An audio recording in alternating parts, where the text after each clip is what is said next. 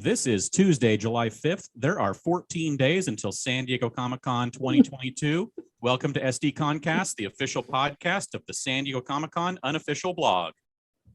VANUHTEE go. Oh my God, I love Live Journal and my Live Journal loves me. Current mood is hyperactive. Current music, Refuse 73. I love the color scheme, it's pink and purple. Hello all, I am your host, James Riley, and joining me on the podcast, as always, Carrie Dixon. Hey guys, thanks so much for joining us tonight. Also joining us from the blog, Erin Tapkin. Hi, everybody. And our special guest, Eric Goldman of Fandom. And no, you cannot ask him about the fandom party. But I still say hello, everybody, and thanks for having me. All right, so this is week 9 of the podcast, and this is your 2-week notice that we're quitting. Okay, we're back. Let's get ready for Comic-Con. We'll take your comments and questions during the show. You can tweet us at SD_comic_con or use the hashtag SDConCast. We will also be keeping an eye on the YouTube live chat if you wish to comment there. But first up, we're going to talk to Eric, and Carrie, why don't you get us started? Sure. Real quick before we start, I just want to say it is actually our site's 13th anniversary today, which is crazy. So yeah, that's cool. Thank you guys for joining us. But thank you especially to Eric. And before we really get started, Eric, for anybody who doesn't know you, why don't you just tell us a little bit about you? I am currently the managing editor for Fandom. But prior to that, I really started my career at IGN. Where I was the executive editor of the TV section for 11 years. Well, didn't have the title all 11 years, but I was there for 11 years. And then I worked for a couple of years at Marvel as an editor for Marvel.com. So still doing editorial content, but for Marvel. And I've been at Fandom since early 2019. And I'm excited to go to my second San Diego Comic-Con with Fandom because, as we know, there was a little interruption there. But I've also, I should mention, I've been going to Comic-Con since I think 95. I figured it out. Looking back at different, there's not, we don't have all the cell phone pictures to look at. But I think I figured out 95 was my first one. I missed like 1 or 2 in those early years after that. So psyched to be back and slightly terrified when you say it's 2 weeks away. I was convinced there were 3 weeks coming out of this holiday weekend. No. And I was like, what? No. How? I know. It's insane. Like I feel I'm ready, but I'm not at all ready. No. So we honestly, usually by this point, we know a whole lot more about the schedule, I feel like, than we do right now. But let's talk about what we do know. So WB-TV and Warner Brothers in general, they announced, they're not really bringing a whole lot from WB-TV. We basically have Riverdale for the CW shows. There's a lot of other things they could have brought, but they chose not to this year, like Winchesters, Gotham Knights, that kind of stuff. What do you make of that decision? Yeah, it's so interesting, right? Because they sent out that press release. I think they were kind of trying to be a little sneaky, a little kitschy, because they put out that press release for like everything except the movies to make it kind of not so noticeable that they weren't sending as much from WB-TV, because as I'm sure you guys have talked about, I mean, WB-TV at a certain point was sending like 20 shows or something. There was like, they were so sort of like the central core television component there.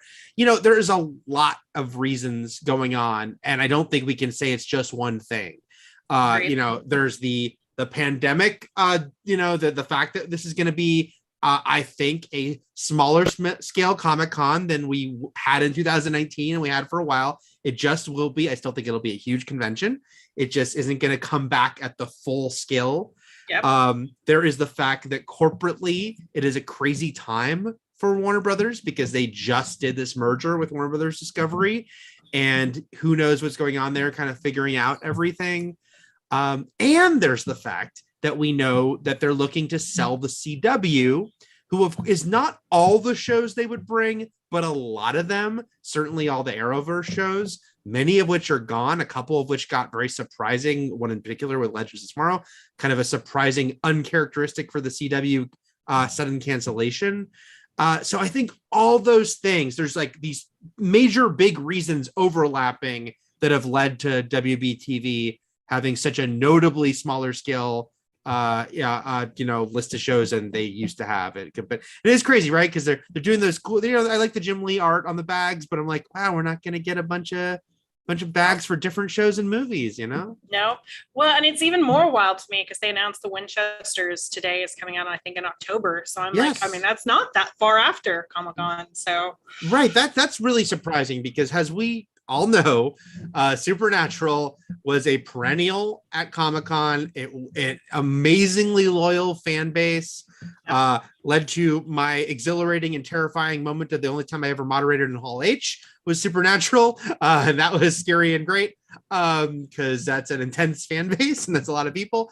So that one is the most surprising to me, by the way, because even more than like the Flash isn't going and Superman and Lois aren't going, and that's notable because in the past they would have brought all their Arrowverse shows, but we also know it's a weird time, and Arrow they haven't even decided if it's the final season, so they don't know if they can announce anything and all this stuff. But the Winchesters is brand new. It's a show they want to push, and it's the Supernatural spinoff / prequel. Yeah. I can only imagine. I have no idea what Jensen Ackles' schedule is like. I mean, he's got another show he just signed. The Boys is airing right now. He's got another show he signed on to. But if they could get him there, he's a producer on this and he's narrating the show. It just feels like, why wouldn't you? So I have no idea if it was something about his availability. Like, well, if we can't bring Jensen, we shouldn't bring it. Or if just that shows you how scaled back they are that they didn't bring it. But I think it is the most notable thing not going is the Winchesters. For sure. And I mean, it's really surprising to me, honestly, that they chose to bring Riverdale over the Winchesters even. Yeah, but it is what it is. So with Warner Brothers not really bringing a whole lot, do we think that we will see the end of the preview night pilots, basically? Because I mean, we've had other networks bring pilots on Wednesday night, but I mean, traditionally that's kind of like the Warner Brothers TV pilot night. Right. It feels like it, right? Because I think they would have said in that press release if they were going to bring the pilot of the Winchester, because even if they didn't have a panel, it would still be a big deal, right? And they said that they're going to show Harley Quinn, right? In the press release. Mm-hmm. But yeah, it seems like that's not going to happen. I think, not the first thing. The second thing I looked for after seeing what shows they were bringing are the bags happening? And they are ... because it's such a different, smaller version of the bags. Yes. So the preview night not being listed there, I don't think it's happening, or I think they would have said it. Look, we shouldn't say rule it out completely, especially because preview night I think is probably more malleable than any other day of the schedule. So it's not impossible they won't say, hey, you know what, we are going to show the Winchesters pilot. But right now I'm leaning no, they're not going to do a preview night. That's my opinion as well. How often have we seen surprises announced after the press releases go out? Pretty rare, right? It's on the TV side, not that much. Movies is a different story, but right. Movies might do the come to us to a concert we didn't announce. But I feel like on TV there, and they made sure in that press release, because the other thing we were all looking for is the movie, because it said Warner Brothers Discovery, here's everything. They said movies coming later.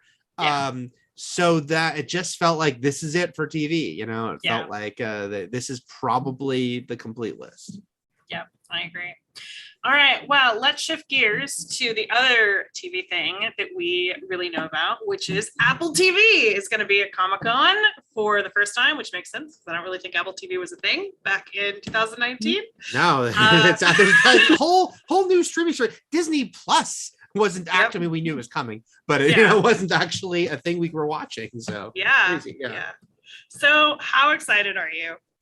I mean, I love, I'm definitely someone who talks about how Apple TV is, a quality over quantity streaming service.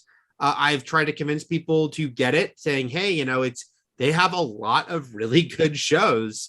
So here's where I'm going to make a terrible confession, guys. And I'm going to try to remedy this the next 2 weeks if I can. I haven't seen Severance yet. I knew that's what you were going to say. I knew it. Yeah. But I'm all about Mythic Quest. Love Mythic Quest is phenomenal. Yes. And For All Mankind. So that's the thing is like they have a lot of great shows, even beyond what they're bringing here. So it makes sense to me, and it's a good list. Severance is one of those ones that even though I haven't seen it, I still think like on paper it's one of those like you wouldn't expect it. Definitely a Comic-Con show, but I think that it makes sense because it's got a lot of buzz around it. Even though I think the Apple TV shows, none of them have like Ted Lasso is probably their most viewed show. But these shows are not getting numbers of like an HBO Max or Disney Plus hit show.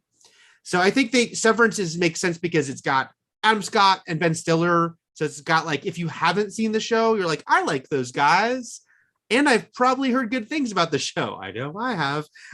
So I think it we've seen some weird fits at Comic-Con before. This one is a weird fit that makes sense. As we've seen with some of these shows, you wouldn't necessarily think, oh, that'll go to Comic-Con. Well, I would tell everyone watching this right now to watch Severance, but I want a better seat at the panel. So maybe don't watch Severance. Right. You'll just wait in line longer. That's okay. All right, James. So the next one that we know is coming, or we hope is coming, is Marvel TV with the Disney Plus shows. Yeah. So they announced that Marvel will be there for Hall H presentation, and Kevin Feige has even said that they're going big.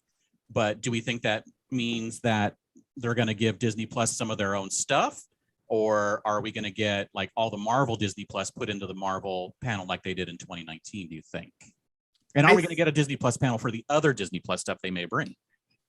I think I would be very surprised if She-Hulk is not there, and not just because it's on some of the art, even before they announced, there were people like, well, there's banners. That means they're going, it didn't mean they were going, but it didn't mean they weren't, we've talked about all the funny things about people assuming what they assumed about Marvel going. But I just think the timing of it, because She-Hulk debuts in August, and it'll be this downtime because Miss Marvel will have just ended. So my assumption, if I might mention movies for a second, Black Panther, because as we record this on Tuesday night, they haven't put out the Black Panther trailer that I thought would debut before Thor. So I'm like, well, that's going to be Comic-Con. If they don't put out a Black Panther trailer the week Thor opens, that's a Comic-Con thing. And the other thing that I think is a guarantee, but not a guarantee until we see it, is She-Hulk being part of that. I just feel like those two are the two that make sense. Not to say there can't be other things, and I hope there are other things. I want to see more of Secret Invasion and a bunch of other stuff they have that we know Loki just started filming season 2. There's these pictures from the set, but I think She-Hulk will almost certainly be a part of it.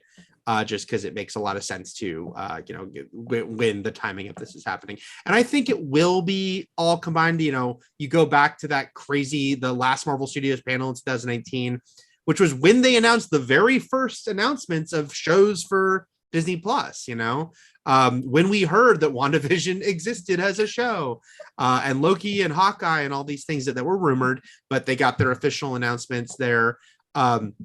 So I think that, I don't know if we're going to get that same level of like, bam, bam, bam. There is a part of me that thinks they're going to split it up between D23 Expo and also Disney Plus Day being right before D23 Expo. I think they might spread it out like they did back then, but they still put the brunt at Comic-Con.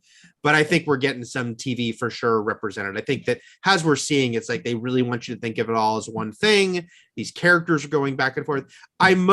Even though Miss Marvel will have just ended though, guys, I love the show so much. And, Aman Vellani is so like winning in that role. I tweeted out how she needs her moment at a con. She needs her moment on stage for us all to be like, we love you and you're one of us. So I hope it's in San Diego. It could be, maybe they'll wait for D23 and do a Marvels thing there.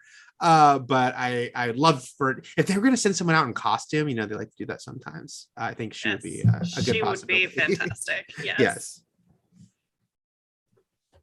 Oh, and I just mentioned, before we started recording, I was mentioning how I was on the Disney Wish new cruise ship last week, and she's part of that show they have that. And my table, my wife and I and our friends, we all cheered when she showed up in it. So give us that in person. That's awesome. All right, Aaron. I'd like to talk about Netflix and what we feel about Netflix being there. What do we think they're going to have? Well, so far we know Sandman, and which that's is Warner Brothers as well. Yeah, that's it. I think, I isn't it? think that's it. Yeah. Which Yeah, isn't, it's a heavy hitter. It's a big one. Obviously, the timing doesn't make sense for Stranger Things. Right. Stranger Things has just wrapped, and they haven't even begun writing, much less filming a new season. So it doesn't. It's funny. I was seeing some people tweeting about when they did the Stranger Things panel for season 2, and how you could feel like, oh, this is a thing. Like, that was like a thunderous response. It is interesting, because we talk a lot about, I know I've talked about it a million times with you guys on appearing on these things through the years. It's like the studios bring the shows, right? Hence Warner Brothers bringing shows. So The Sandman is them, but it's also a Netflix show, and it's a huge show. It's a big deal. Obviously, it's a Comic-Con perfect thing. I do wonder, I will tell you, I don't know for sure anything about what Netflix might be bringing or not bringing.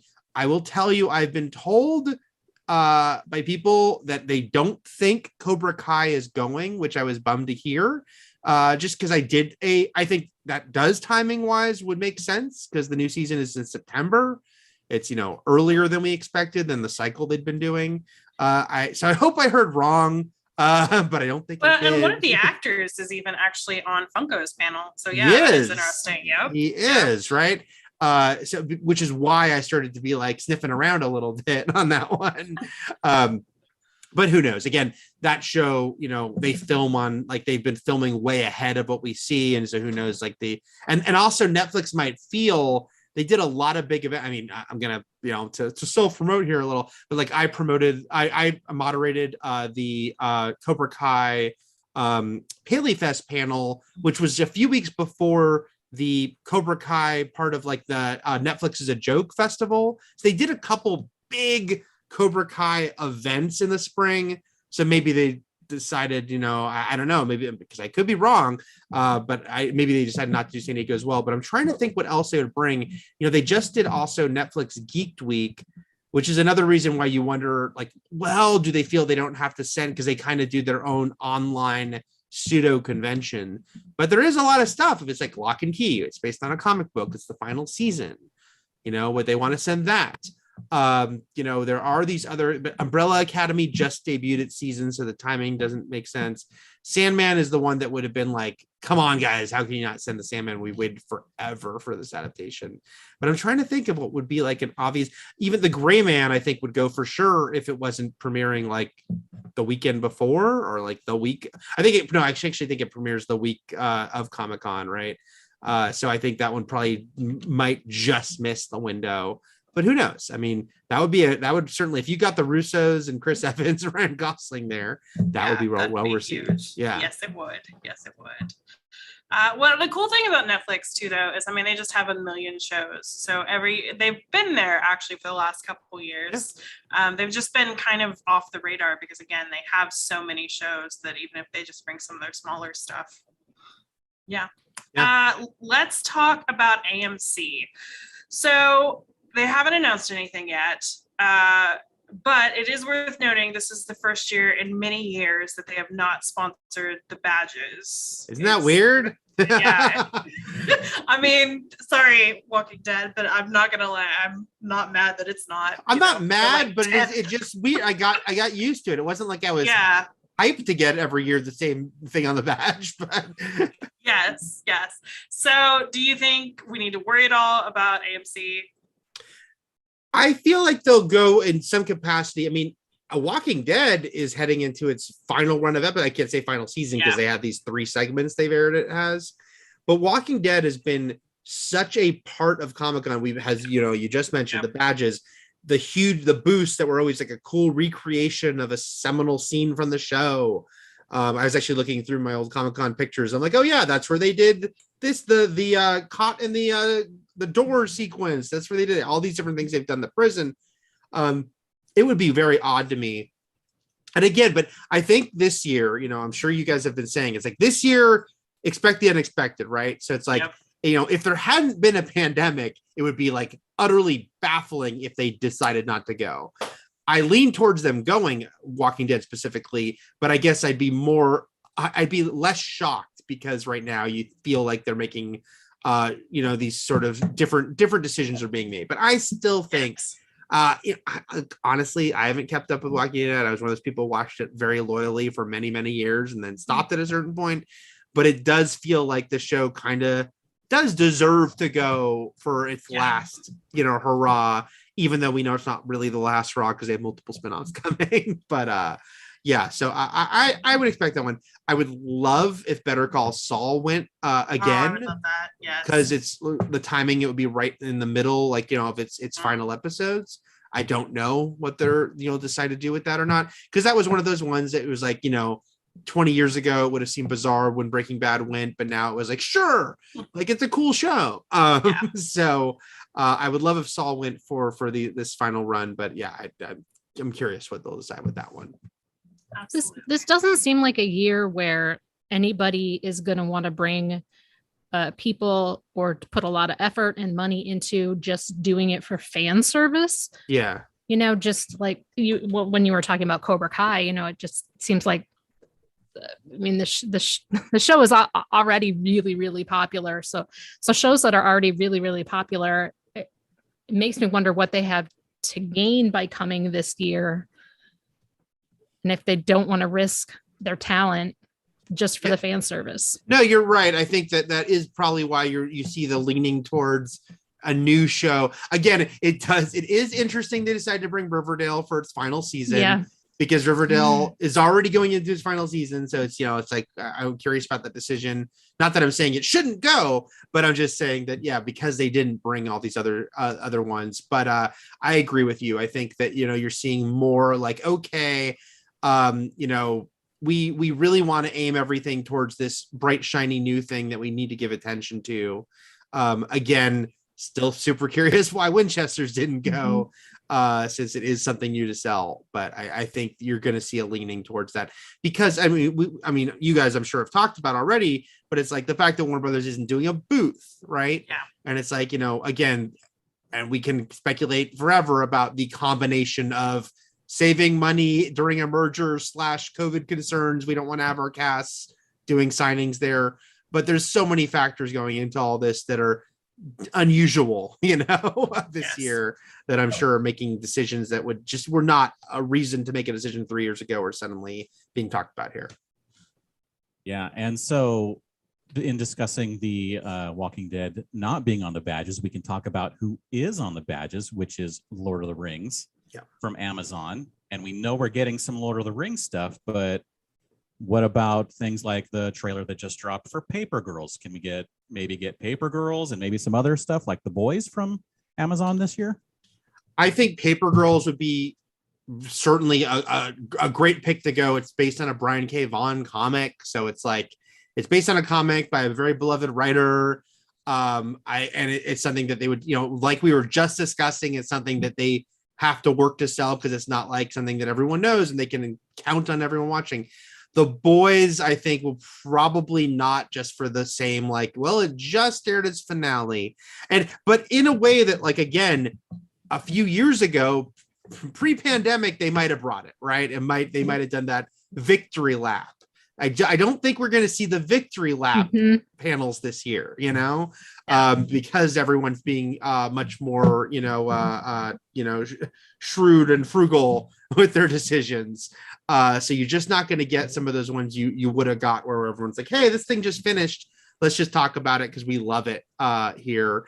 You might still get, of course, actors going on their own and whatnot, but the studio is officially bringing it. So Paper Girls, I think, has a very good chance. I don't expect The Boys to go, simply because it's, if it was a month earlier, maybe if they still had a few episodes, and then they could have gotten Jensen Ackles there. Then they really should have done the Winchesters. So the Mac Phantom asked in the chat about Invincible. Is that on the timetable to where it's possible with its release? It's possible, but they've been so quiet. Look, they could announce at Comic-Con, hey, here's news about season 2 that we've been holding back on. So I certainly think it's possible, but I could also see maybe that being piggybacked. I don't know. I'm thinking back in the past when we would have things like Showtime would do a bunch of shows together and they might throw in a trailer for something else. So it's I think Amazon's even done that. Yeah, I think they Mhm. did like a showrunners panel like a couple years ago. Yeah. So I could see like maybe they bring Paper Girl, but then they also do something about Invincible, because it's like comic books on Amazon. I mean, that they could do like a thank you from the cast of The Boys or something, because Amazon does have more of a footprint now of like comic book adaptations. So I think there is something around like, I think Paper Girl being like the one that's just about to premiere probably would be the focus. But I could see them maybe doing something like that where they expand onto it in some of those tendrils of the other shows. Yeah, and I think probably most of the people listening to this know this, but you might not, Eric. So they wrap the MTS trolleys every year, and Paper Mhm. Girls does have a wrap this year. So Okay. I feel like if Amazon paid for that, like odds are better. Yes, exactly. Odds are very good. Yes. All right. I'm gonna skip here. Let's talk about Disney TV and ABC and all of their branches. What do we think is likely to show up? This is a tricky one. So now I have to think about Disney TV because here's the first thing I'm thinking of is that I went to the What We Do in the Shadows for your consideration night, which is, that if for those listening who don't know, it's like all the shows that are pushing for Emmy nominations will do these nights where they do like panels with the cast and crew and they'll show an episode. And I went to What We Do in the Shadows, which was kicking off 2 weeks of Disney at the El Capitan Theater doing like Moon Knight and like, just Only Murders in the Building and all these shows that you have to remind yourself, yep, that's Disney, because they own everything. Abbott Elementary. And I'm like, okay, which of those might go? And now I know we just found out What We Do in the Shadows is going. Yep. We did. And Abbott Elementary has, again, an MTS wrap, and they're doing like a fan art contest for the convention. So I feel like we're going to get something with Abbott. Yeah, I think so too. I would love if Only Murders went. Wouldn't it be wild to get Martin Short and Steve Martin at a Comic-Con panel? We've talked about like how freaking amazing, like the best offsite ever, honestly, would be like a murder mystery, like offsite for that. Yeah, it would just be amazing. I'm going to try to like manifest that because I want it to happen. Even though then I also think, well, they're touring right now and there's all these things that might stop that from happening. Although you send Selena Gomez, that'll still get a very big reaction. So I'm gonna project out that Only Murders is going to go. Talking about FX stuff, I will say I think about the fact that it's like, okay, What We Do in the Shadows is going, so FX is going, which is also Disney, but Mythic Quest is going, and Rob McElhenney will be there. I'm like, It's Always Sunny has gone in the past. It has. And it is coming back for like 3 more seasons. So I do wonder if like, that he'll already be there. One of them will already be there. So I feel like that is at least a possibility. That would be very fun. They've had Sunday Hall H panels in the past, have they not? Yeah. Yeah. It's usually like Sundays was in the past. It was like Supernatural, Doctor Who, and a bunch of FX stuff. Yep. Yeah, Exactly Sons what of it was. Anarchy. And Yeah. Yeah. Sex, drugs, and Yeah. rock and roll. Yes. So we are very curious as well to see what all they bring. But yeah, I think Abbott is for sure will do something. And like you said, we already know What We Do in the Shadows, which is awesome news. So that's exciting. And then let's talk NBC and Peacock. So we did learn today that Peacock's The Resort is going to go, but that is all we currently know for NBC and Peacock. Do you think we'll get anything else? I think it's possible. First of all, let me just say I'm still mad at Peacock because they canceled Saved by the Bell. That was a great show. That new Saved by the Bell. Watch it if you didn't, because it was really good. I'm trying to think what else Peacock could bring that would make sense, but even realizing that there's other possibilities there with them. I think I feel like they're not going to bring that much, but then we know they're going with one show, and usually they tend to bring at least a couple these companies. But yeah, I don't know. I don't know what else they bring, and now I'm trying to remember also some of these streaming services are interesting because they always have movies at the same time. So then you wonder, like, okay, is there some Peacock movie I'm forgetting that would also be appropriate to bring to Comic-Con? But yeah, I'm not sure with them as much. I'll tell you one that is just Peacock related. It's not quite Peacock. I hope I'm not skipping ahead, but Chucky streams on Peacock. It has a really interesting NBC Universal deal because it airs on USA and Sci-Fi. It's produced by Universal. It airs on 2 of their cable channels simultaneously, and then it streams on Peacock. And season 2 is in production now for the fall. So I feel like a Peacock related possibility would be Chucky. I feel like we're really missing a good flagship title for NBC to have over at the Tin Fish. Like I can't figure out what they would do there. I don't know. What is your Tin Fish? Guys, again, this is just my personal fandom speaking of, well, here's like an empty Chucky toy box. The figure's up there. I was like, I want Tin Fish to be Chucky. I just want a Chucky themed restaurant.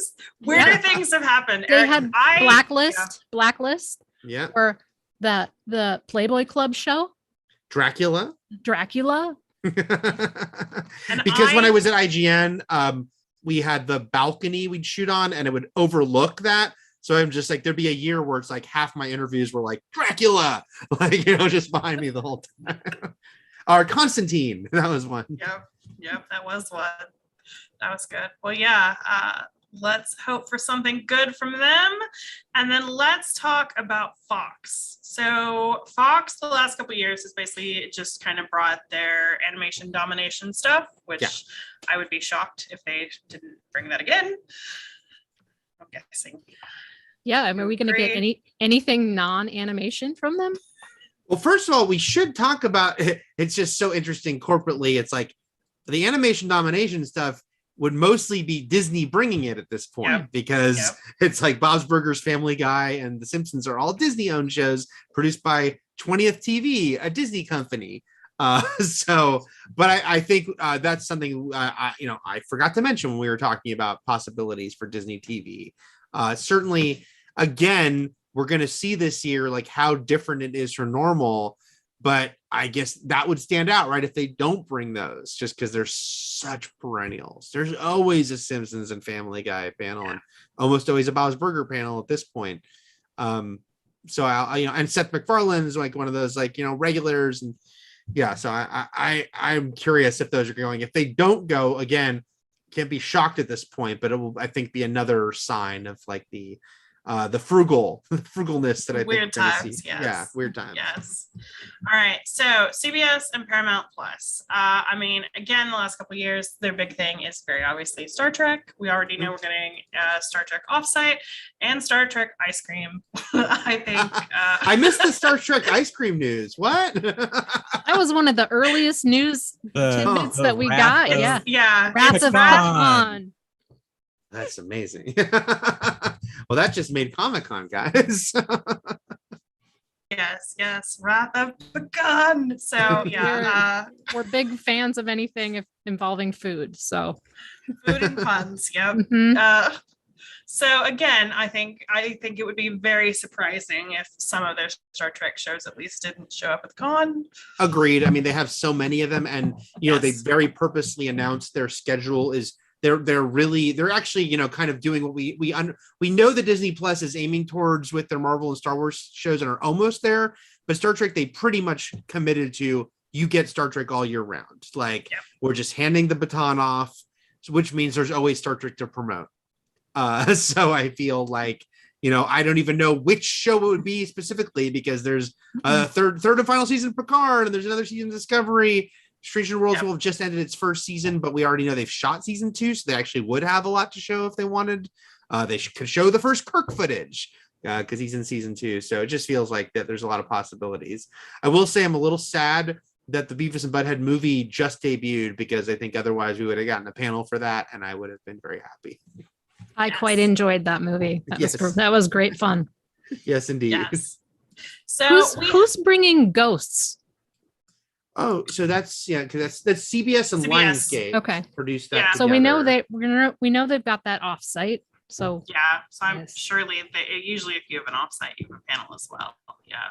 And Ghosts is one of those shows that to me it's like if it had debuted, if there hadn't been a pandemic, they would have brought it going in, because it's like the plot.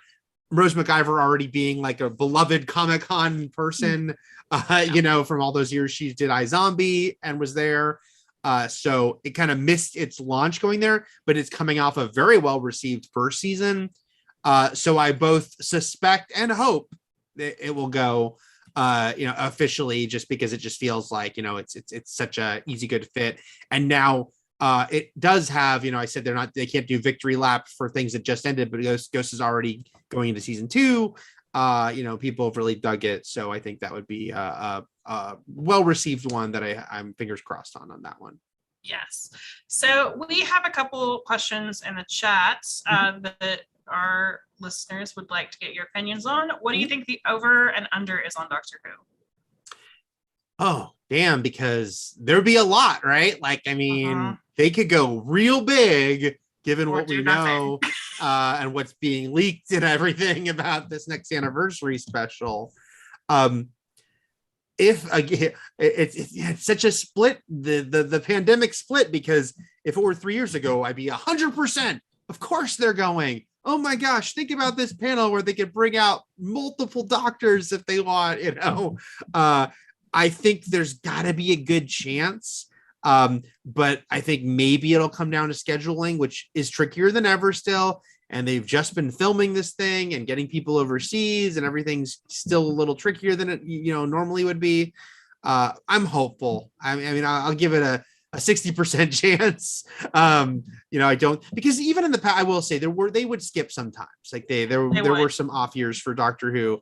I do think, pre-pandemic, it would be a no-brainer to bring it this year. I think this year, if they can work out difficult, again, this is my speculation, if they can surpass any difficulties of scheduling and filming and travel, that they will do it. And so, just fingers crossed, because I think that would be a very big deal. Again, if that's, because suspecting that this year's Comic-Con will be smaller than we're used to, but still big in a general sense, there'll still be Marvel Studios and huge stuff. If Doctor Who is there on Sunday, and if they can deliver that type of any sort of all-star panel, that would be a huge, huge deal. Absolutely. I do just want to point out, though, as someone in the chat mentioned, unfortunately, there is no BBC booth this year, which we're hoping. Yeah, I know. So that is a little bit of a knock against it. But I mean, Warner Brothers doesn't have a booth, but they're sending some things. Yep, exactly. So it's not like a guarantee they're not going, but Right. And then DZone21 asked, what do you think the odds are on the Orville? Oh, I think this is one where I'll say that 3 years ago it would have done it mid-season. This year, I don't know, because it's like, well, we just did a bunch of promotion for the season already. It's coming back. So do we want to invest in a show that's already like well into its season? And also, it was a weird season, how long it took to get on the air. And I know that there's two sides of that coin. People say, well, they want to promote it more than ever. But I don't know. I think that they might concentrate on newer stuff. So I'm fairly low on it. I could see them, do we know if they're doing a booth? Like if there'll be any sort of like Disney TV or? There is a Disney TV booth. Yeah. But that's about all I know. Like, so I could feel like maybe there'll be some Orville posters, but I just feel, again, who knows? Because if they could go all in with Seth MacFarlane, right, and be like, okay, do a Family Guy panel, do an Orville panel, but I could also see them not doing either, So, which I wouldn't have said 3 years ago. So I'm low. I don't have a lot of faith in them bringing the Orville. I wouldn't be, it wouldn't be like insane if they did, but I think that would probably be a low level priority for them. All right. And then 12 EAL asked, do you think they're bringing Halo? That's Paramount, right? And this is the only time we're going to talk about the fandom party, but I'm going to say that some of the stuff at the fandom party is themed for Halo. So it is. I legit don't know anything about their panels. They didn't because even though we're doing that party with them, they didn't be like, here's our full plans for Comic-Con and panels. Yes. Again, cycle wise, because Halo, it was quickly renewed for season 2, but I don't think that they're like anywhere close to being ready to go. So I don't know if you panel it. Like, I don't know if what they would have to panel it. And yeah, it feels like, it's like they'll have a new showrunner and there's, sort of a new direction here, but I feel like it's not close enough. I think that we're too close to the first season.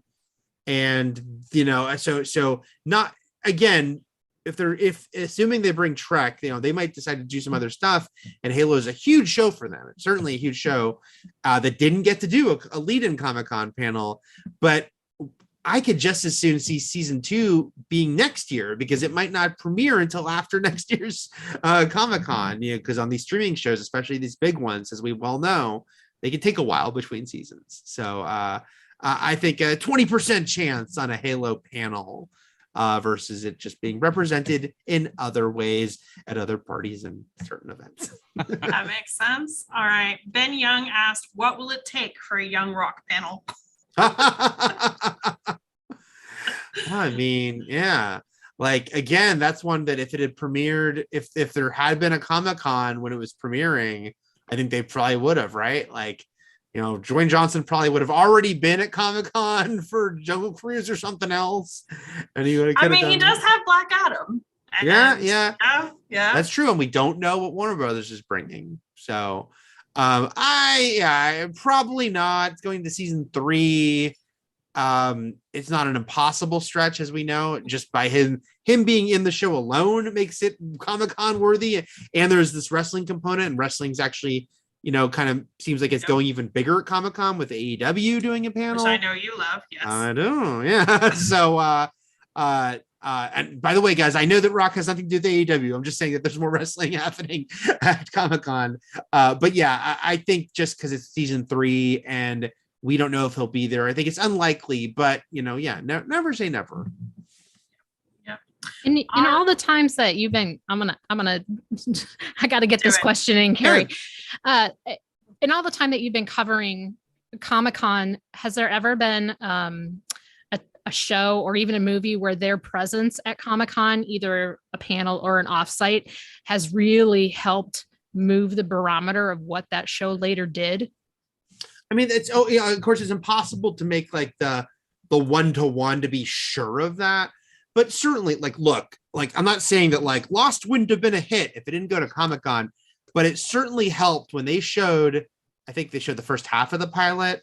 But when you get a room that hyped, what did I just watch? Oh my God. Just everyone buzzing about it, everyone saying, I just watched the Heroes too, I should say, which is hard. It's easy to think, Heroes, because its trajectory was, pretty dire, but because the first season was really beloved and it showed its pilot, an extended version of its pilot at Comic-Con. I think that that these shows certainly benefited from getting that really positive response. They show the full pilots. Or even here's one that, I was obviously connected to for a long time, but The 100, which I moderated that first panel for. It was one of those panels where we had 10 minutes to do questions, because that we showed the full pilot. But when I watched that pilot, I was like, oh, this is a cool pilot. And it's not, I think, the CW thing that people think it'll be, the bright and shag. This is a little darker than I think people are expecting, and the show got way darker after that. So I think that Comic-Con certainly can help these shows just by virtue of if you get a room of a few thousand people all, coming out of it so positive. That certainly makes the networks happy. They can certainly push that the narrative of, wow, people are really responding to this thing.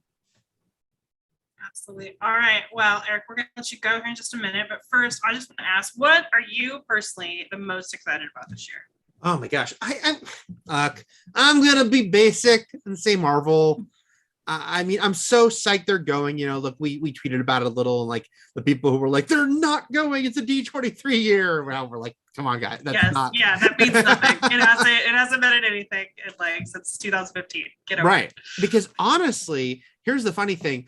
2019 was the first time I managed to be at the Marvel Studios panel in many years, because at IGN, by the time in my last few years there, I was we were doing the live stream, and it just other people would be chosen to go cover the panel because I was doing different stuff with interviews. when I worked at Marvel, I didn't go to the Marvel Studios panel because I had other duties at that time. It's just like, that's how it works sometimes. 2019 was the first time I'd been in that room during the Marvel Studios panel many years. And it's something special, you know, it's like that. And so I have to be truthful and be like, yeah, that's what I'm most excited for. Just because I know that'll be kind of the most, having just gone to Star Wars Celebration, which was the first time I really felt like a true, like, oh, this is like what conventions were like in the before times. Because, you know, I went to Comic-Con Special Edition, which was what it was. And I went to WonderCon, which was fun, but like still felt smaller. Celebration felt like, oh, this is a full scale thing. And people are in this room so excited. And I know the Marvel Studios panel will be that. So there are definitely other things. Like I'm curious about House of the Dragon, you know, as someone who still loves Game of Thrones. Even though I did not like the finale, I thought the show ended poorly, but I'm not one of those people who, you know, at all is like, they wasted a decade of my life. I still am like, that was a great show that ended poorly.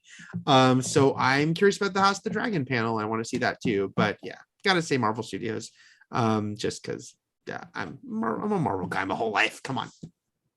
I think that's would be the most popular answer by far. So I don't. Yeah, think that's I wish I had like boring a at cool, all. edgy answer though. But No, that's great. All right. Well, Eric, we are going to let you go, but before we do, why don't you tell everybody where they can find you online?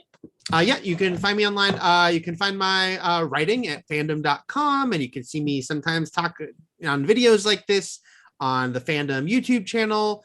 And I'll also plug my podcast, the We Enjoy podcast I do with Matt Fowler, where we talk about various movies and franchises. And right now we're doing the movies of 1982 because it's the 40th anniversary of all of them.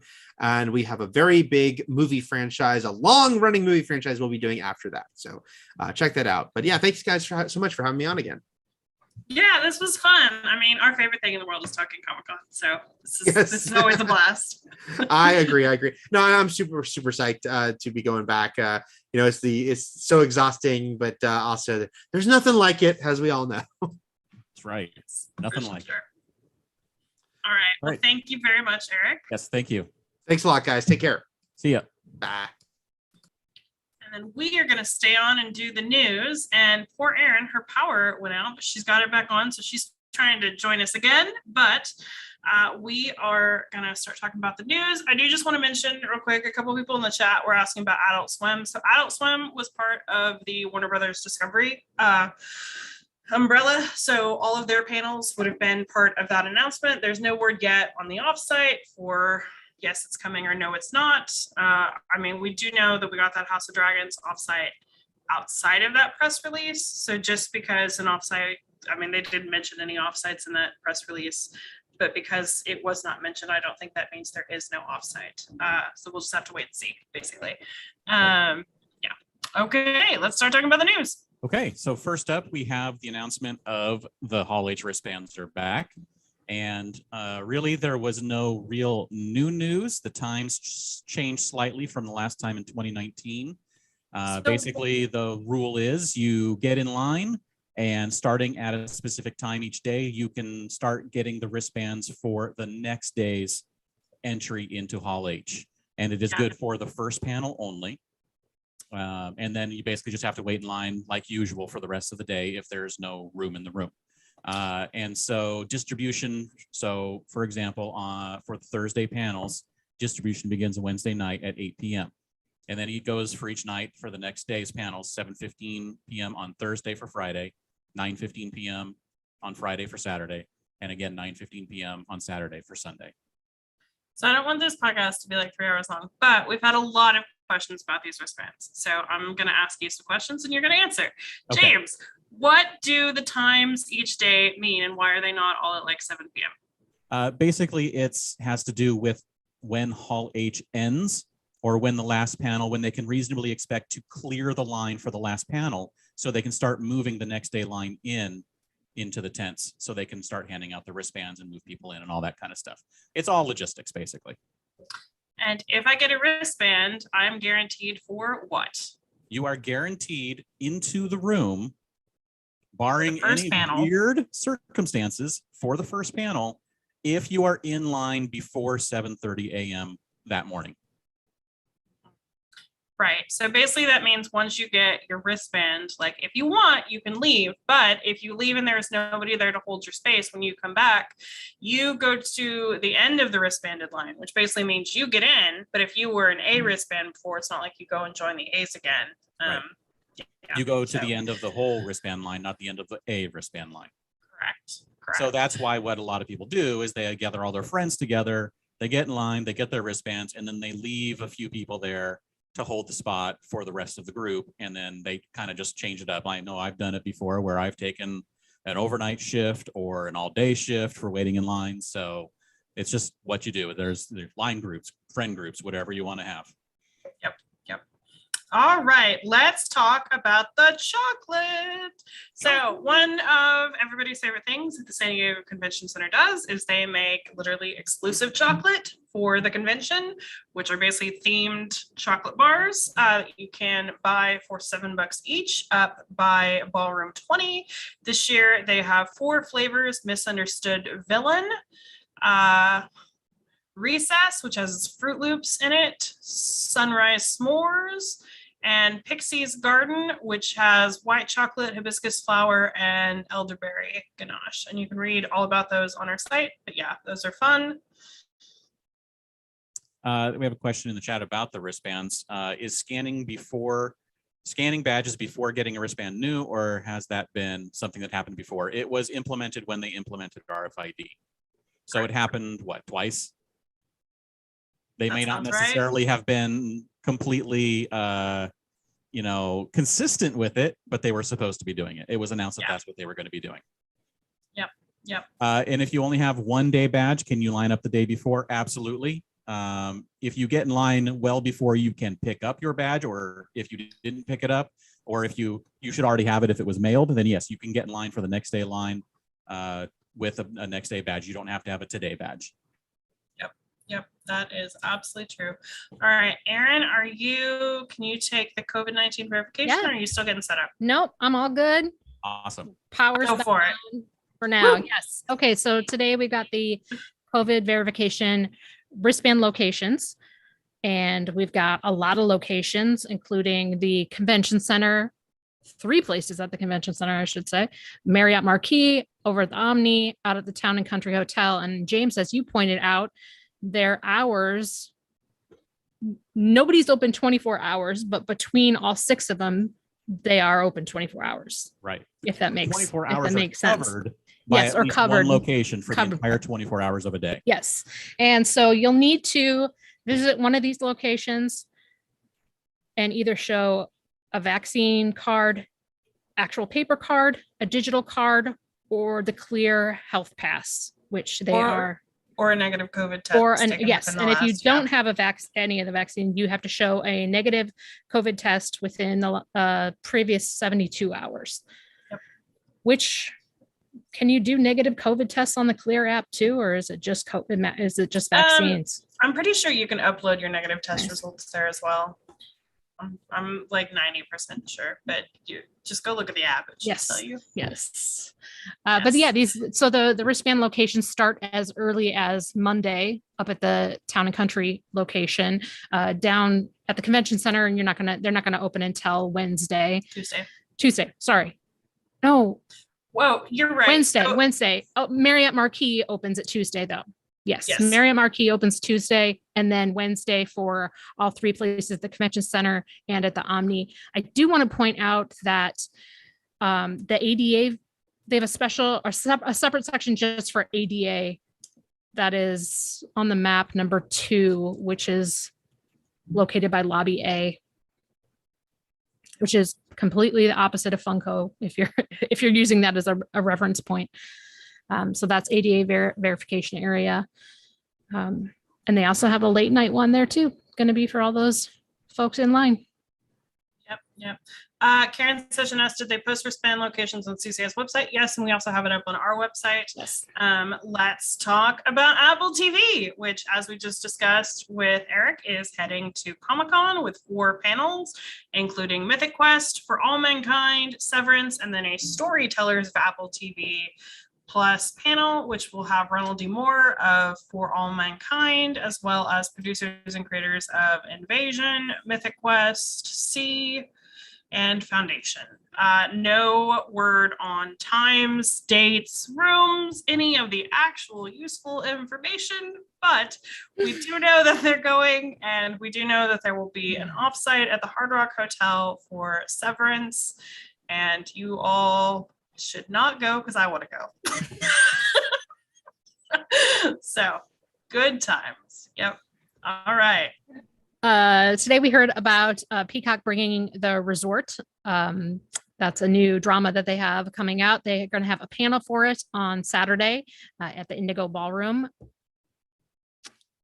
William Jackson Harper, whom we all probably know from The Good Place, and Kristen Milioti, who I know from A to Z. I think that's how I know her. How I Met Your Mother as well. Yeah. So this is a married couple as they vacation in the Mayan Riviera for their anniversary, and they're pulled into a mystery. Yep. Yep. And they're going to be screening the whole first episode. So and they told us an actual date, time, and room. Yeah, oh my God. Right? Indigo Ballroom, Saturday at 5:30. Shocking. Okay, so Paramount Pictures and Dungeons and Dragons Honor Among Thieves wants to send you to San Diego Comic-Con. They are doing finally a contest. Not you, James. This is for the TikTokers. Not you. This is for the TikTokers. I don't care if it's not me, but I'm just like, I've been announcing that we have a contest hub, and there's been like no contest all season. So finally. I know. I think you said it last time, and I was like, you can go look at it, but there's nothing there. There's nothing there. But yes, we finally have a freaking contest. So it's a TikTok contest. You have to like create a TikTok effect. I don't understand TikTok. I don't understand this contest, but if you do it, you could win a weekend trip to San Diego Comic-Con. Or half a week. Or half a week. We're a couple not days. Sure. A couple days We're to not San Diego Comic-Con, which includes tickets to exclusive events hosted by Paramount Pictures. And look, guys, here's the deal. It's a Dungeons and Dragons giveaway. They're talking about exclusive events. To me, that says there's going to be a Dungeons and Dragons offsite. We will see, but I think that's likely. You will also receive tickets to the upcoming Dungeons and Dragons Honor Among Thieves film premiere, and your effect will be featured in the trending tab of the TikTok effects tray, and your TikTok shared on the TikTok and Paramount Picks TikTok accounts. Sure. Say TikTok one more time, please. Yeah. So if you are a TikTok person, go do it. Let's see. We also found out about that FX is going to be bringing What We Do in the Shadows again, which is awesome. Everybody except Nadia is going to be there. I'm using character names here, Nadia. Although I did say, wouldn't it be great if Nadia wasn't there, but the Nadia doll was. It would. Yes. I truly hope that happens. Like, I hope they just like put the doll down in the chair. Please do. Yes. No details about that one.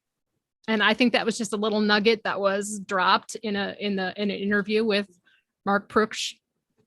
Yep. Saying that they were going to be there. So we'll find out. I will take whatever we can get, guys. We will find out more sometime in the next 2 weeks. I can guarantee you that.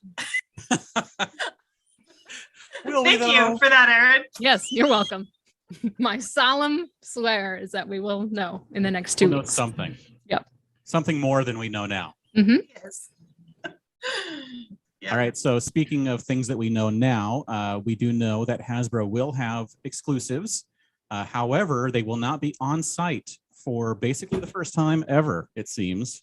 And they're going to do the same thing they did at Star Wars Celebration, which is they had a little card with a QR code that was unique, and you got to scan the QR code, go to the website, and order the exclusive during the dates of Comic-Con. I think at Celebration, it allowed it until like maybe later at the end of the day that the con ended, or the next day, something like that. But it was definitely gone a few days after. I checked one of the QR codes I had, and it was no longer available for purchase.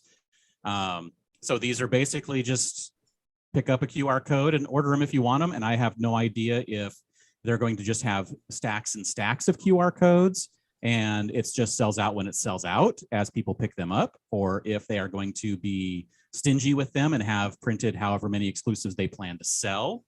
Who knows? That doesn't seem wise. I don't even think Hasbro knows, to be perfectly honest with you. So we will find out when we get there. Yeah. Yeah. We'll find out within the next 2 weeks. Thank you, Guaranteed. Aaron. Yeah. Thank you so much. Let's talk about Legion M. They have 4 panels. Yes, 4 panels, including Shatner on Shatner, which is basically William Shatner talking about a documentary about William Shatner with Kevin Smith. They have Simon Pegg as Nandor Fodor, paranormal investigator, about an upcoming movie called something real weird. What is it? I don't even see. The name is something real weird. It's something about a moose. Yeah, it's or a goose or something. Oh, it's a It's moose. a for Nandor. sure. Isn't that the Yeah. name of the movie too? No, I thought Oh, Nandor God. Photo was like the name of the movie, but it's something about a moose. Anyway, that will be there. Simon Not Pegg. my favorite Nandor that we've talked about. No, Not my Nandor. no. different But Nandor. anyway, yes, Simon Pegg will be there over video, but Christopher Lloyd will be there, as will Ruth Connell. There is a Legion M, How Fans Are Disrupting Hollywood by Equity Crowdfunding panel, and then a panel about basically taking Batman to Broadway with some cool Broadway folks. Actually, if you're into that, I saw some of the people in this and I was like, oh wow, I kind of can't believe that's going to Comic-Con, but that's pretty cool. They are also doing some things with William Shatner at what's it? Let's face it, it's just all about chat. The Theater Box, San San- Diego. Yes, yes. On Thursday, July 21st, which will include a handprint ceremony. They're doing photo ops and signings. Then they are also doing a rooftop party, which you can also, a general ticket is $140, or you can get a VIP ticket, which also includes a meet and greet with Shatner for $240. And it sounds like he's going to be performing spoken word, maybe. I would assume Some of his singing that he's done. Maybe Ben Folds will Singing. show up and play while he talks. Yeah. Yep. No, that's not going to happen. Please don't quote me on that. Please. Gonna get some angry tweets now. Trolleys. Okay, so the trolleys, we know we love the trolleys. There's gonna be 40 trolleys. We've only seen a very small handful. We've also seen a couple of buses. The MTS buses have been wrapped with some Dragon Ball Super superhero images. The bus or the trolleys that we've seen so far, we've seen the Prime Video cosplay one. We've seen Paper Girls, and we've seen Abbott. That was the first one, Abbott Elementary. So we got a lot more of those to come. So if anybody down there sees them, be sure to hit us up with those pics. Yes, please. We love the trolleys. We do. All right, James. All right, so as usual, our friends Sean and Carmel over at Parks and Cons have done some awesome YouTube visual guides to Comic-Con, and this time it's a visual guide to everything outside with some tips and tricks and all kinds of stuff that you probably will want to know to get around Comic-Con. Even if you're a longtime attendee, there's always something that he usually has that is something you don't know about, because there's things in there that I don't know about. So give it a look. You can either search Parks and Cons pretty much anywhere on social media, or just head to our site and look for the visual guide post. Yes. And commissions. If you haven't visited our list of open artist commissions, you are missing out. We had a whole bunch of them. Andy's been real busy with them. Cat Stag's announced today. We have Mirka Andolfo, who's super big in the comic world right now, doing some great covers. The Felix comic art folks, those are already sold out. Which is wild. They've got a whole roster of people doing those. But yeah, we're updating those every time. Andy's updating those, I should say, every time that we get a new one. So check it out. Perfect chance. Get yourself some original art. Yep. And then before we move on to offsites, we're going to play a game called I Don't Know. Nico Holt asked, any word news when the lottery raffle autograph signing starts? I don't know. Will we hear anything if it will be next week or this week? I don't know. I do. It'll be within the next 2 weeks. Iron Soul said, I wonder if Hasbro Pulse members will get early purchase or their own line. I don't know. Tamara asked, what is going on with CCI merch? I don't know. And to be fair, some of this stuff we don't normally hear until a little bit later. Some of this stuff running super late. Some of this is for sure running late. Headless Ned Stark asked in the chat, why do you think it's taking so long to hear from Lego? I actually don't think it's taking so long to hear from Lego. I feel like Lego normally announces really freaking late anyway. Yeah, they're always late. They're always late. Yeah. So that one, I'm like, I don't feel like that's late. Everything else is late. Lego's not that late. Yeah. Yeah. And Souvenir book. We should have had the image of that a long time a ago. long time ago. Yeah, there are some things that are very, very late. The Some of them booth not so much. schedule we normally would have had like 2 or 3 weeks ago. Mhm. Like, yeah. So I mean, there's a bunch of stuff that we normally have by now that we just don't. I have no explanation for you other than we had a pandemic. Everybody's short-staffed. Everywhere is basically just behind. In every single vertical you can imagine. Yep. Weirdly, what I can tell you from covering Comic-Con is the one group that seems to have it together is actually the offsites. And I think it's because you cannot put together an offsite in like a week. Well, you could, but it would probably If not you're be the very good. Orville, you can. Yeah. It would be those those Watchmen booths. I mean, If I they think did that even one. that, But- even that. I Yeah, they think did took have to more than a week. manufacture those. Yeah, that's a good point. Yes. Yeah. So again, I think everyone everywhere is just slower than usual. Pack your patience for Comic-Con 2022. All right, let's talk offsites. Let's talk about the elephant in the room. We've got the fandom party we've mentioned before. This party is probably one of the hotter tickets.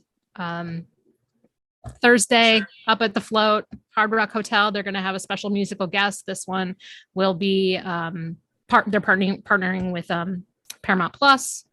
We talked before about that Halo's going to be doing some stuff. Beavis and Butthead, Star Trek. They may or they may not give us a heads up of when the tickets are dropping. Normally, We don't know. we don't know. In 2019, they did give us a heads up, a day heads up, saying tickets are dropping tomorrow. If Will they'll they do the that same in again, 2022? We We don't don't know. we don't know. But this is a good party if you want to. If it's a lot of fun, it's There's free a food reason for why. there's great entertainment. 2019 had Girl Talk, which was amazing. 2018 had Mark Ronson DJing, so it's a good time. Yeah, there's a reason why the tickets go Mhm. instantly. Mm-hmm. One, they're free. Two, it's a good party. Yes. I think that you can put one of those. You can just switch those for which one is the main reason. But free, good party. Free, good party. Plus, you're on that rooftop. It's a cool location too. So Woot Stout is having a party to celebrate 10 years of Woot Stout. That is actually almost sold out, from what I understand, from earlier today. So it is on Thursday from 7 to 11 p.m. at the Stone Brewing Tap Room on Kettner, and tickets are $85 each and include a variety of things for you to drink and take.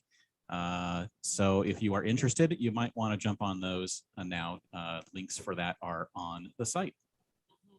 And speaking of sold out things, tickets for all of Kevin Smith's shows at movies are sold out. They're all gone. However, if you just want to eat there, you can. That's basically the update on movies.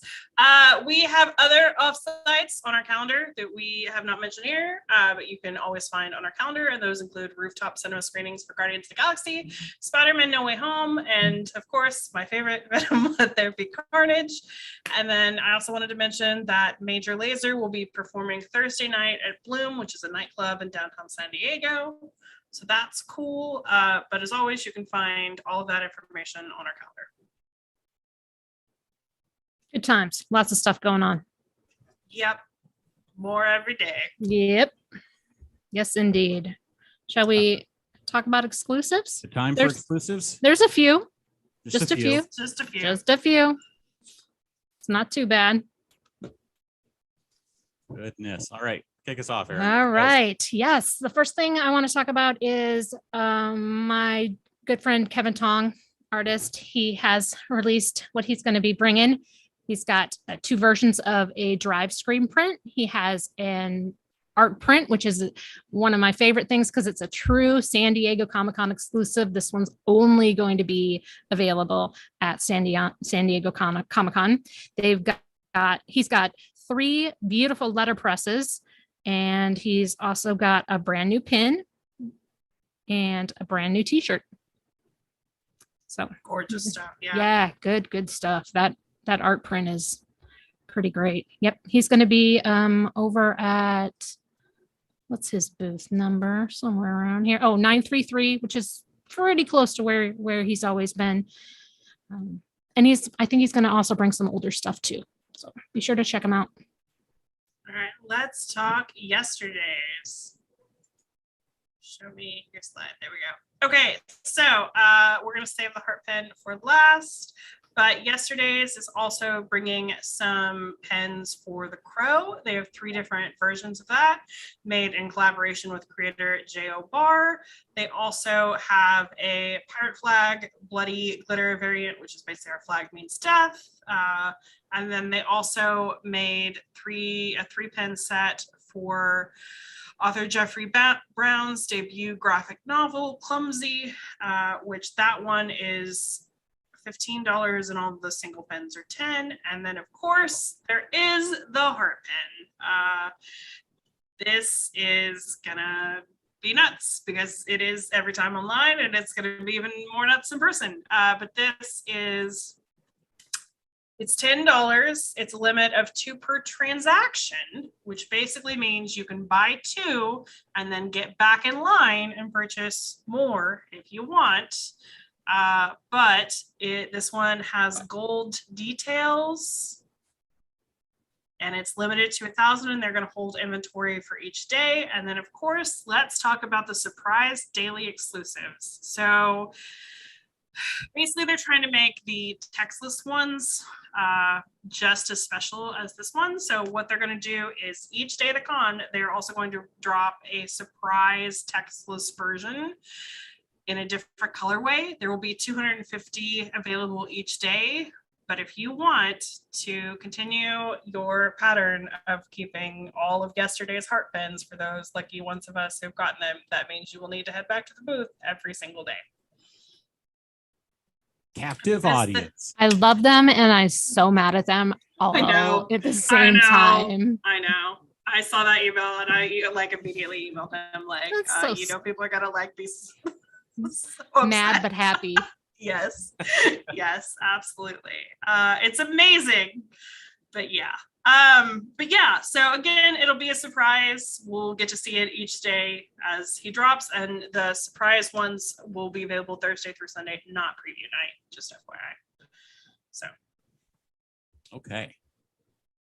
Next up, we have Cryptozoic, who has 3 exclusives this year at booth 115. You can pre-order these for in-booth pickup, or I think, are they shipping as well? No, these are true like true SDCC exclusives. Okay. If you order, you pick it up at the booth. There you go. They are limited. So the Cryptkins Unleashed Luna vinyl figure is $25, limited to 300. The Batman Batarang statue black and gold is $125 and limited to 300 pieces. And the Golden Goddess Harley Quinn Suicide Squad movie collectible is $75 and limited to 400 pieces. And they will be available for pre-sale on Cryptozoic's site at July 14th at 11 a.m. Batman is at 10 a.m. Yeah. And the Cryptkins is July 7th at 10 a.m. So they are all different times, so you don't have to try and get all of them at once, which is smart. Yes, so sure. You want them all, you can get them all, or hope you can get them all, and the limit is 2 per person. Yeah. And they will hold some inventory for the booth as well. Just FYI if you miss out on the pre-sale. Okay, so let's talk about Toddland. So if you have not placed your pre-orders for Toddland's Bob's Burgers and the Great North exclusives yet, and you want to pick it up at the con, you need to stop listening to us and go do that right now. because today is the last day basically that you can pre-order for in-booth pickup. You can still order later. Pre-orders will continue to stay open through July 25th, but any orders placed after today will not be heading to the con. Basically, they'll be shipped to you after the convention. But they have all kinds of stuff, including some burger of the day shirts. Now, tell us about that burger of the day. Tell us about that. I would like to note that I am not the one who brought this up. You are. But yeah, so I came up with the It's So Gouda to Be Back burger, which was the one that won. So of course I bought the shirt, the pen, the tote, etc. But yeah, they've got, they've got other really fun stuff. I love, honestly, the Bob's Burgers grand reopening shirt. Like, I just think that's such a fun. It is really great. Yes, it is. And they've got pins and totes and stickers and masks, and they're bringing back some old favorites, and they've got all kinds of stuff. So all that information is on the site. Again, if you want to order for in-booth pickup, do it today, Tuesday, July 5th. Please. Yes.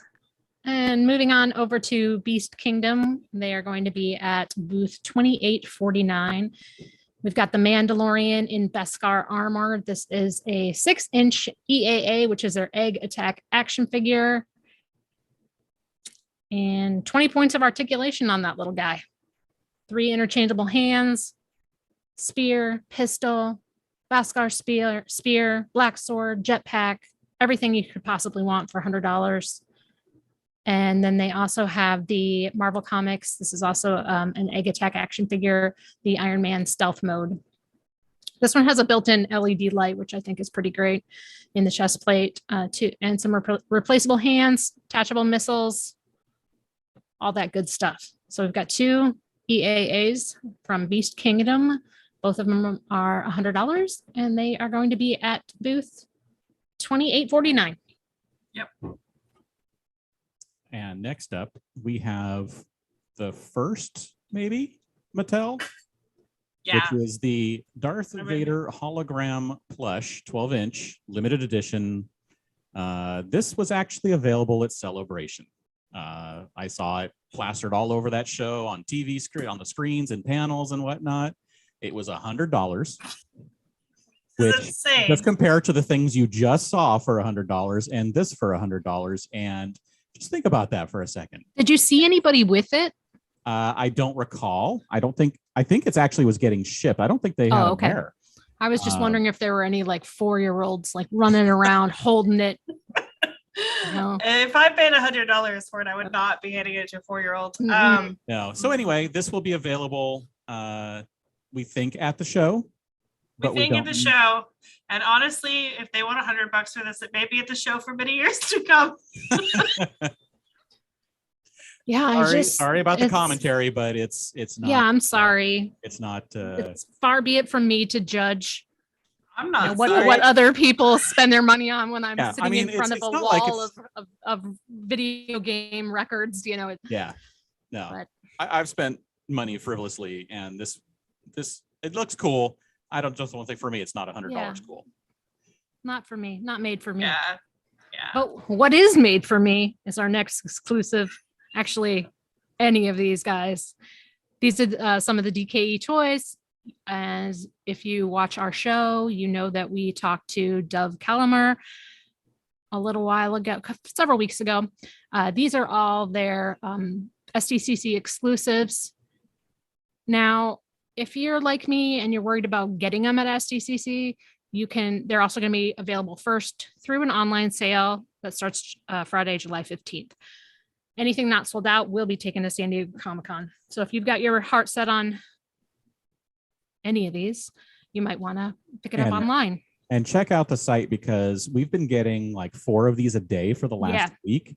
Yeah, so there's there are so way many more on our now, post. There are a lot of Star Wars ones, but then we've got the Phantom Star Killer series. There's a new one from Mark Todd. You can see the Ultraman one there on your screen, which is pretty amazing. There's a great Kermit one. I mean, there's like so many from like so many great artists. Yes, we'll have even more. Yep. as soon as the show ends. Yeah. Yes. We've got a whole nother set ready to go up. So yeah, check out these DKE toys. Online pre-sale begins July 15th, in person at Comic-Con, booth 2643. It's a great booth to stop by. Every artist that they work with is just insanely talented and is so creative. So it's a lot of fun. Yeah. And then just really quick, I just want to talk about the San Diego Public Library because I think it's really cool, quite honestly, that they do this. But every year they put out a commemorative Comic-Con library card, and this year's features artwork by Charles Globitz with a design of the Nino Burrow from his comics. And it will be available starting Thursday, July 21st at all San Diego Public Library locations, or you can pick it up starting Wednesday at the library's booth on the show floor, number 5523. But again, I just think it's cool that the library does this. So, And that's the card on the right. Yes. The card on the left was the Pride one. yes, that the one on the right, the one featuring the zebra looking thing is definitely the Comic-Con one. The one with the rainbows is Pride. Yes. It must be so nice to live in a city that does that kind of stuff. Yeah, Fun you stuff. And you and I, city is Yeah. not so fun. No. Next up, we have Trends International, which is located in the Lucasfilm Pavilion, the big Star Wars area.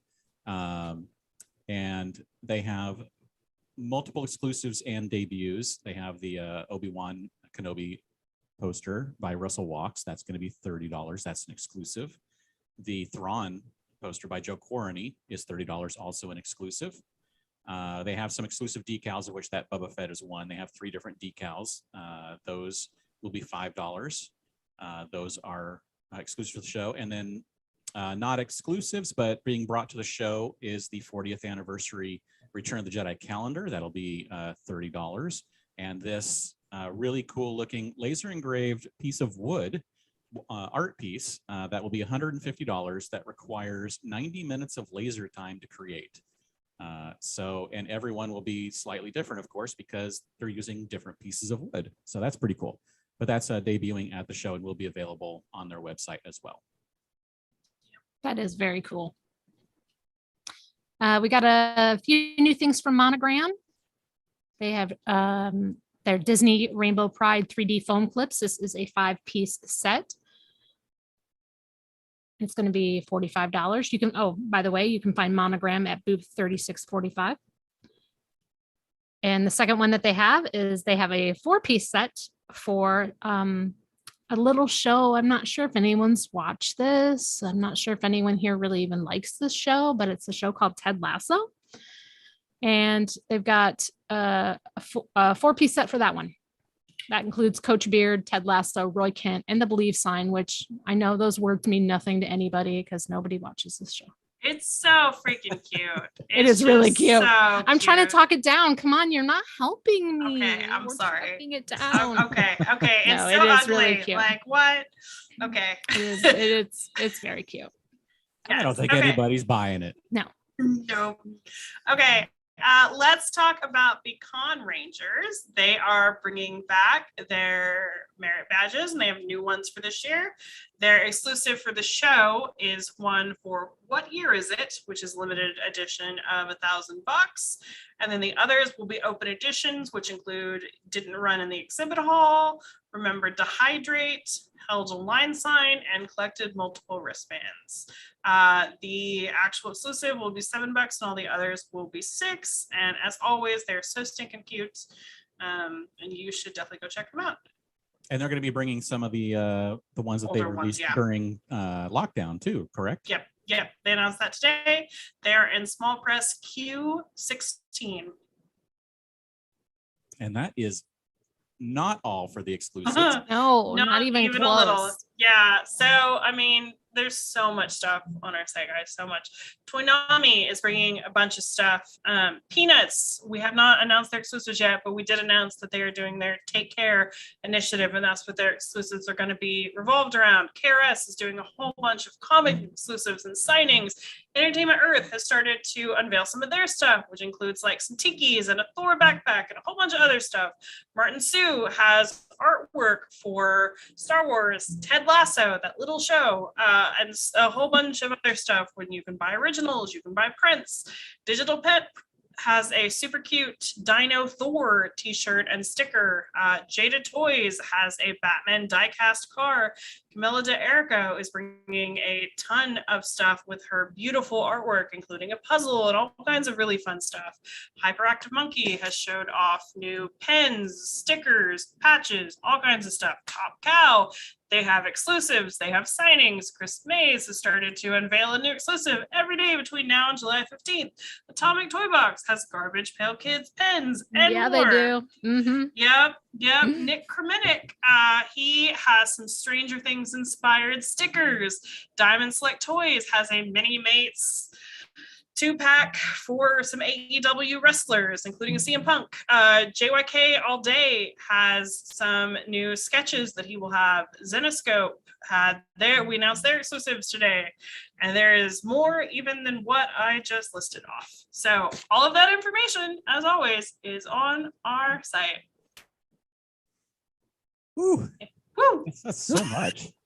I counted today, and before a few things happened, like in the few hours before the show, we had like 33 different vendors, exclusives or updates to their exclusives since the last podcast. So lots of stuff. We had Comic-Con Daniel is- Danger.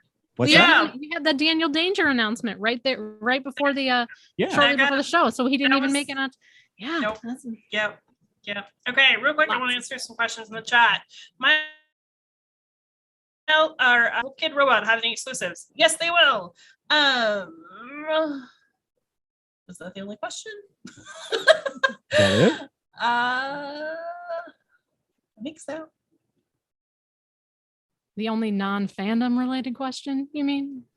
Yeah, I mean, again, we told you what we know on fandom, kids. Like, I don't know when they're gonna put them up.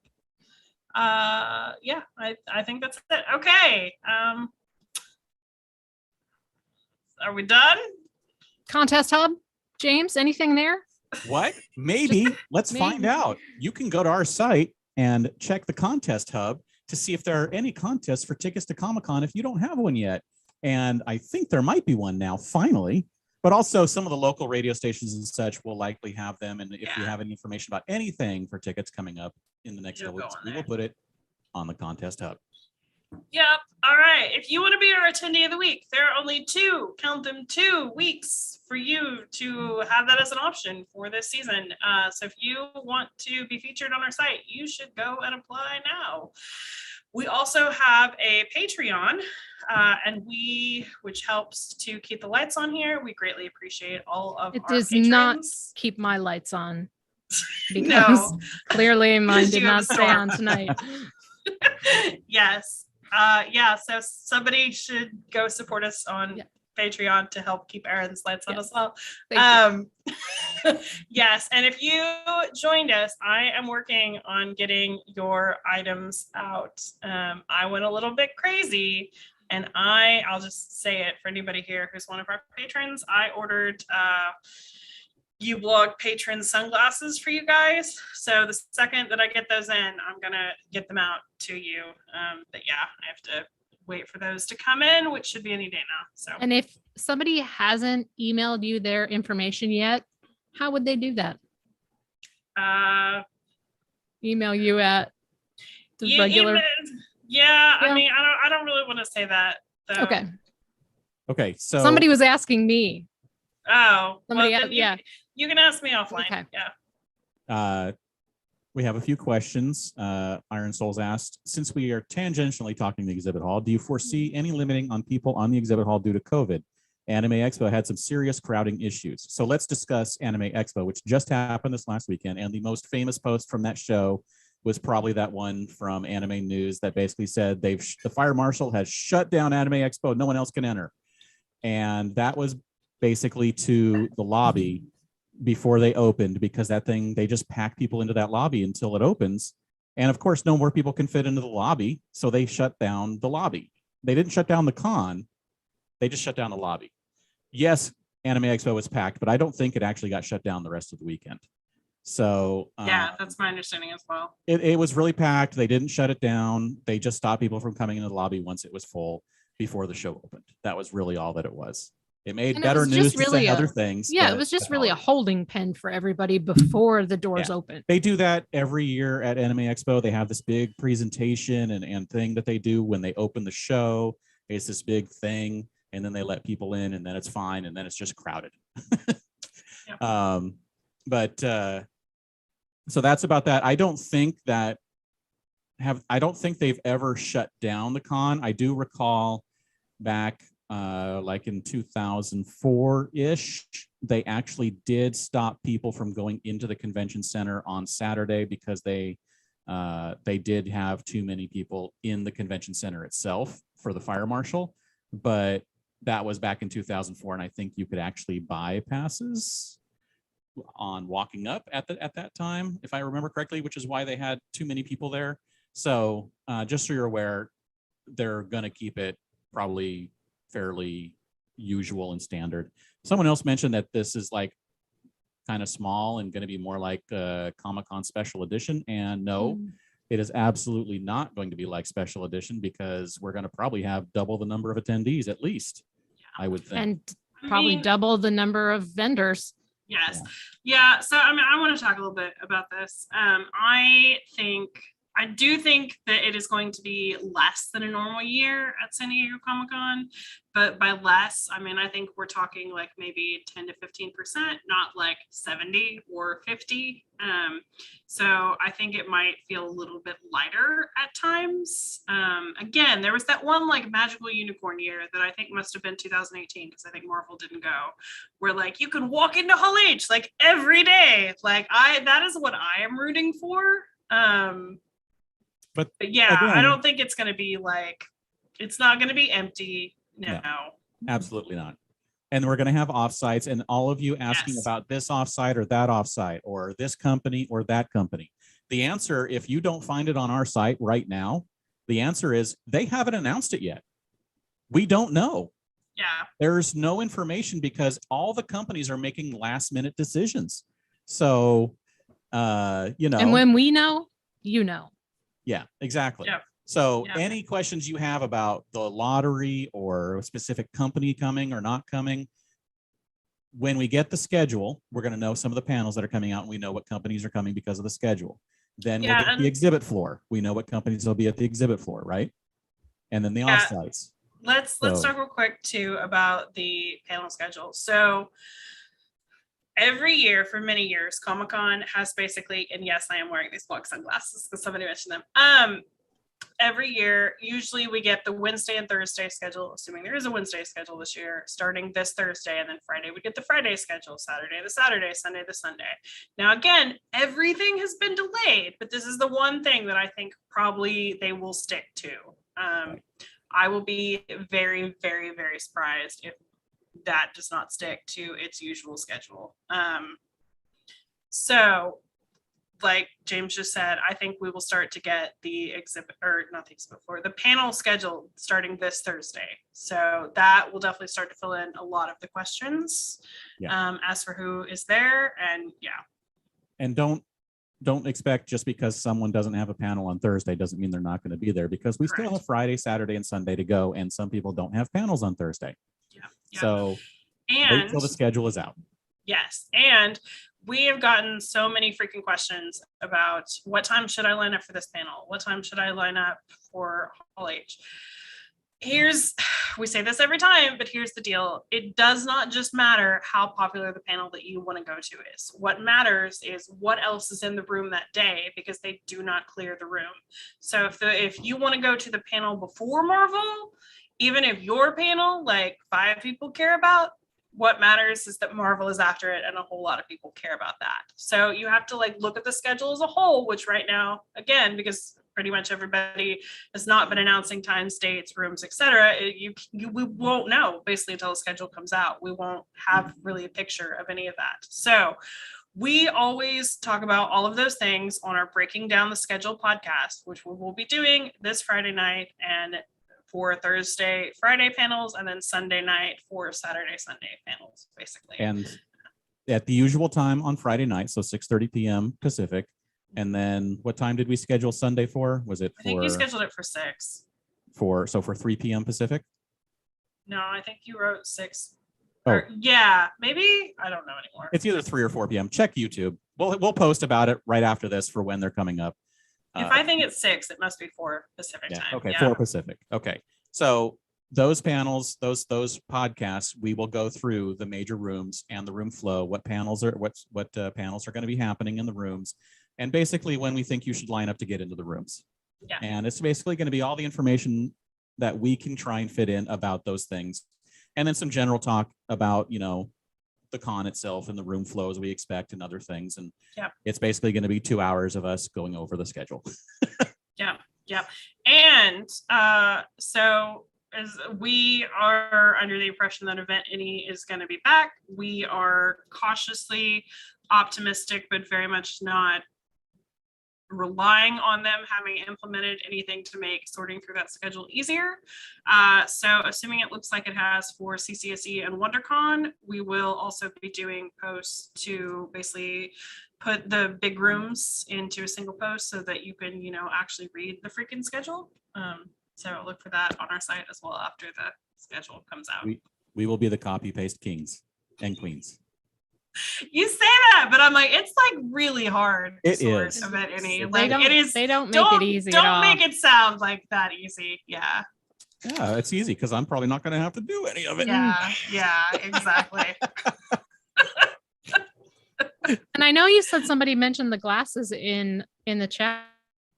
However, I kind of think you're wearing the glasses because you might be teary-eyed because your spreadsheet is like empty so far because you just It is. they guys, haven't told us anything. I know my SDCC schedule has like never been this empty this late in the game. That'll change for sure when we start getting panel schedules, but I don't like it.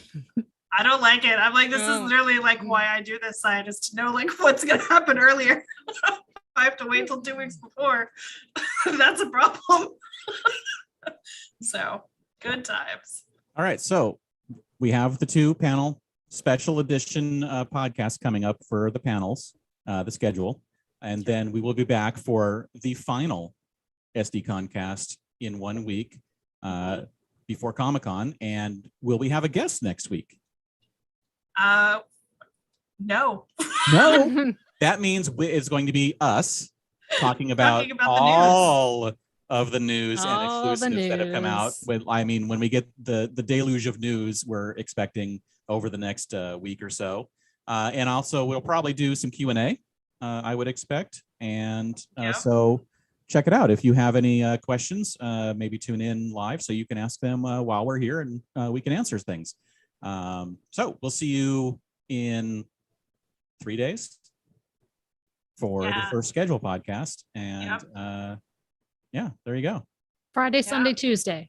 Friday, Sunday, Tuesday. 4 Friday, Sunday, podcasts in a week.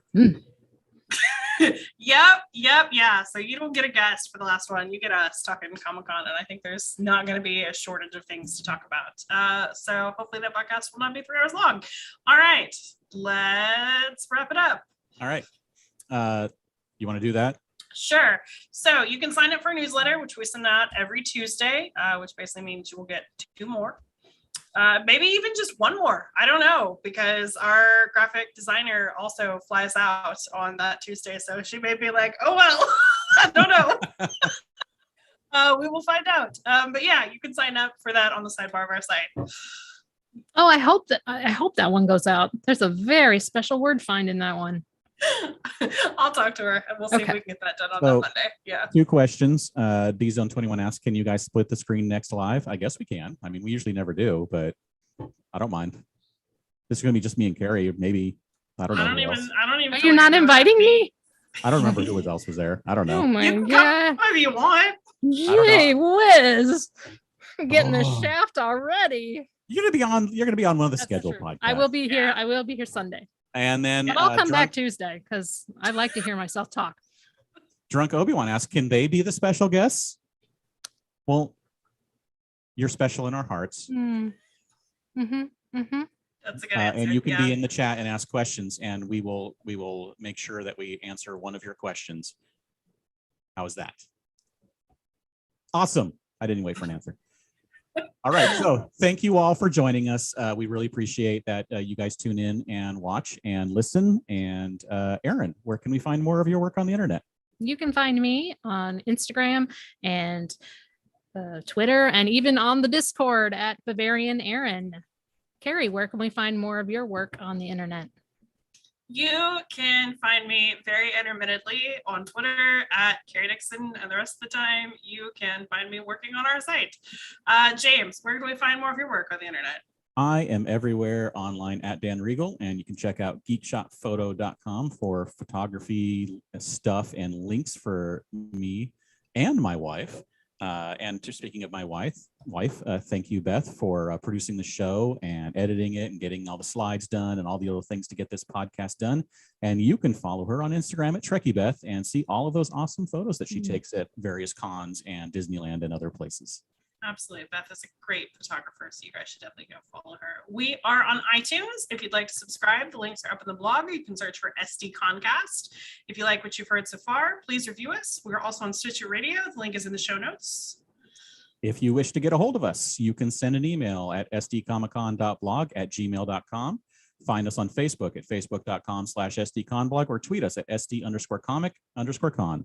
Thank you all for listening, and everybody, go Shawarma. End broadcast.